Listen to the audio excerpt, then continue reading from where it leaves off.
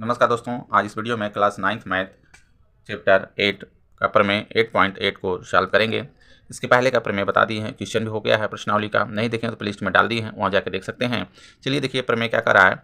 किसी त्रिभुज की किन्हीं दो भुजाओं के मध्य बिंदुओं को मिलाने वाला रेखाखंड तीसरी भुजा के समांतर होता है। इस तरह से देखिए एक त्रिभुज है, ठीक ना, कर रहा है दो भुजाओं के मध्य बिंदु, देखिए ये मध्य बिंदु हैं लिए हैं यहाँ से, ये मध्य बिंदु हैं दोनों भुजाओं के, ठीक ना। तो कह रहा है कि मिलाने वाला रेखाखंड तीसरी भुजा के समांतर होता है, यानी एम एन ये तीसरी भुजा यानी बी सी के समांतर होता है। ये हमको सिद्ध करना है, ठीक ना। तो देखिए दिया है, इसमें दिया है त्रिभुज ए बी सी, त्रिभुज ए बी सी, ठीक ना, जिसमें देखिए जिसमें ए एम बराबर बी एम, ठीक ना, ए एम बराबर बी एम। क्यों? क्योंकि ये मध्य बिंदु है, ठीक ना। यहाँ पर दिखा देंगे एम ए बी का मध्य बिंदु है, ए बी का मध्य बिंदु है, मध्य बिंदु, ठीक, समझ में आ रहा है। अब देखिए इसी तरह से ये भी है, क्योंकि एन क्या है, ए सी का मध्य बिंदु है, तो यहाँ पर हो जाएगा ए एन बराबर सी एन, ठीक ना। क्यों है? क्योंकि एन ए सी का मध्य बिंदु है, एन ए सी का मध्य बिंदु है, ठीक ना। ये है, ब्रैकेट्स में कर देंगे। देखिए इसमें सीधे क्या करना है हमको कि ये जो एम एन है इसके समांतर है, बीसी के समांतर है, ठीक ना। सिद्ध करना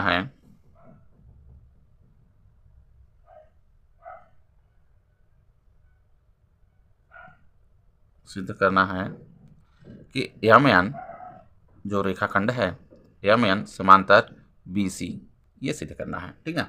इसमें देखिए एक रचना करेंगे। रचना क्या? क्योंकि देखिए यहाँ पे बी एम जो है इसी के समांतर सी से हम एक रेखा खींचेंगे, बी एम के समांतर, ठीक ना। इस तरह से देखिए ऐसे एक हो गया, ठीक ना। अब एम एन को बढ़ा देंगे, एम एन को इस तरह से ये बढ़ा देंगे, मान लेते हैं डी बिंदु पे ये काट रही हैं, ठीक ना। तो यहाँ से देखिए रचना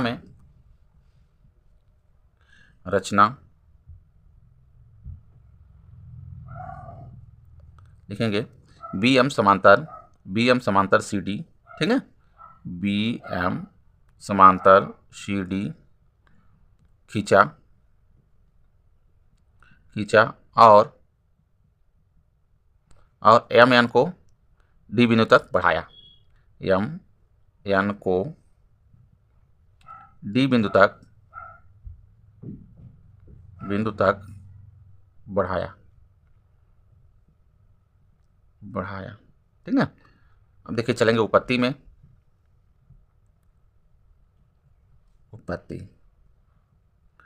ठीक ना। यहाँ पे देखिए, क्योंकि देखिए बी एम समांतर सी डी है, ठीक ना, बी एम समांतर सी डी है, बी एम समांतर सी डी।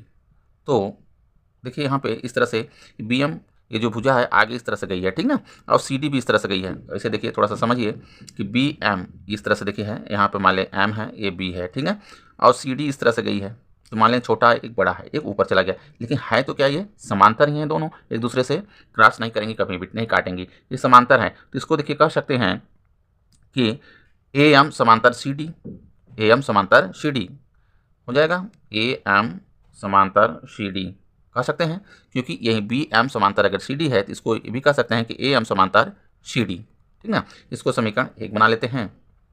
आगे देखिए कि ये ए एम एन एक ये त्रिभुज और डी एन सी ये एक ये त्रिभुज, ठीक ना।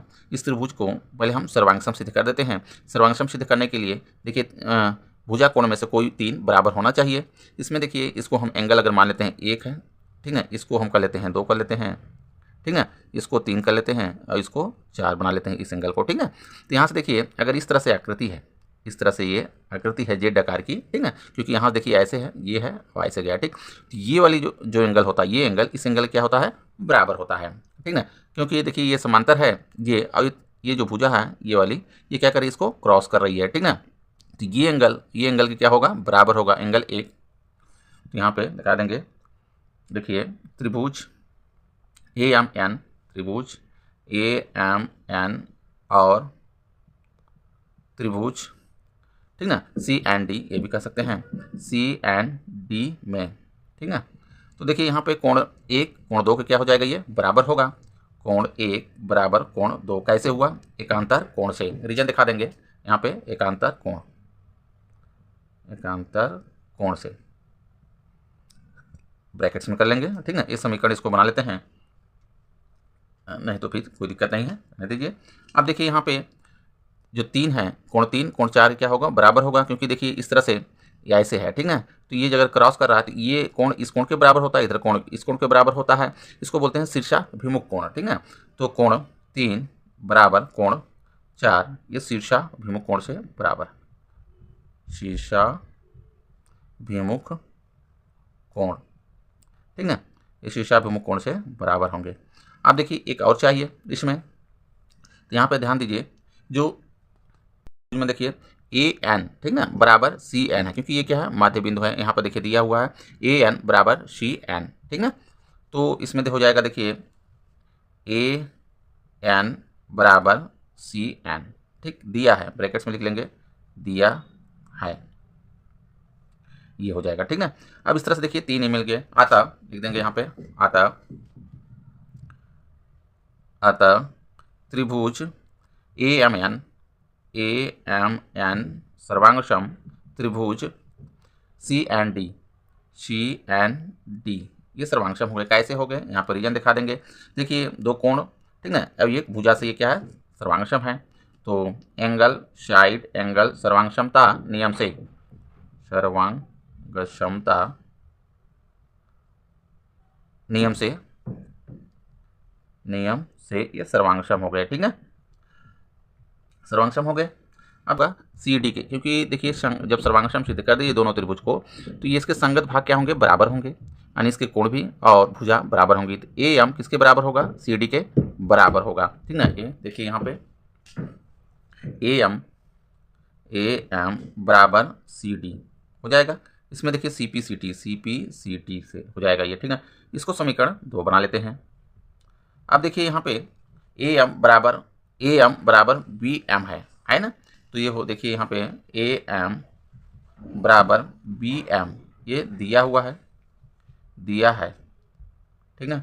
इसको समीकरण 3 बना लेते हैं।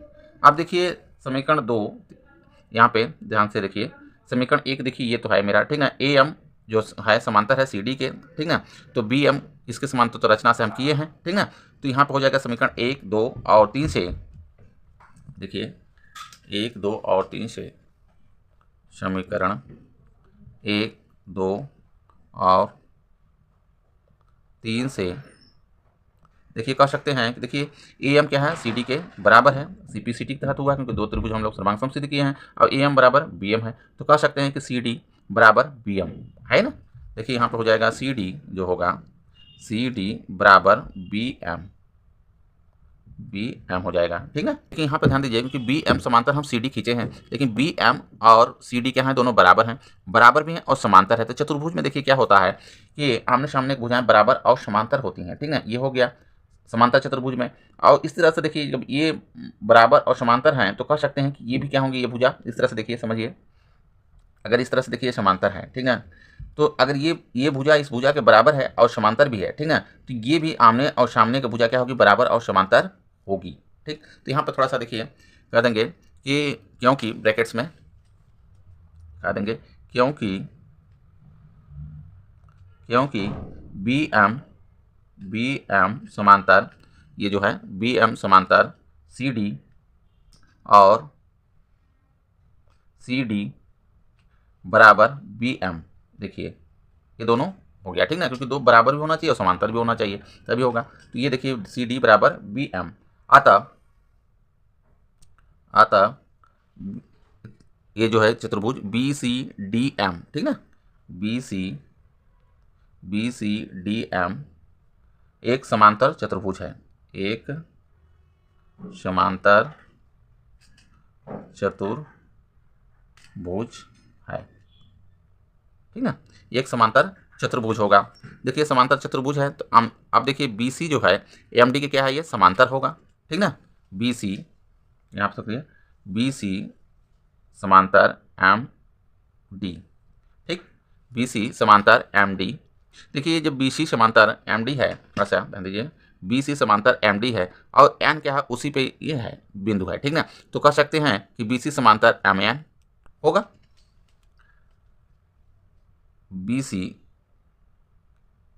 सी समांतर एम एन, देखिए यही सीधे करना था, ठीक ना।